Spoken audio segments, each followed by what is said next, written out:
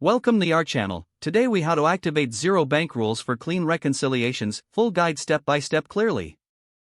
To activate Xero bank rules for clean reconciliations, first, log into your Xero account. Navigate to the Accounting tab in the main menu. Select Bank Accounts from the drop-down options. Choose the bank account for which you want to set up rules. Click on the Bank Rules button located in the top right corner.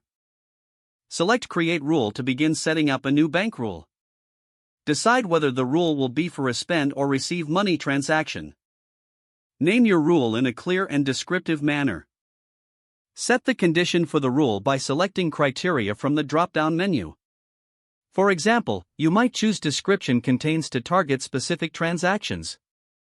Add any additional conditions as needed for more specificity. Next, define the action for the rule by selecting the appropriate account.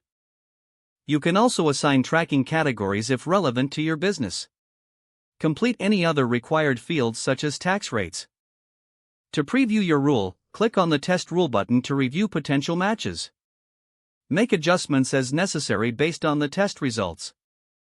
Once satisfied with the rule, save it by clicking the Save button.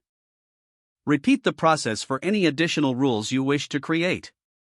After activating your rules, return to the bank account screen. Click on the Reconcile button to start the reconciliation process. Your bank rules will now automatically suggest matches for transactions. Review each suggested match and confirm they are accurate. Finally, complete the reconciliation by matching all appropriate transactions. Your bank rules will help streamline future reconciliations and maintain clean records. If the page does not load, refresh the browser or try again in a private or incognito window.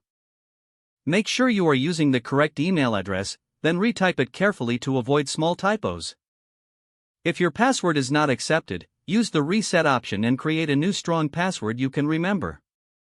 Check your spam folder for verification or security emails, then complete any requested confirmation steps.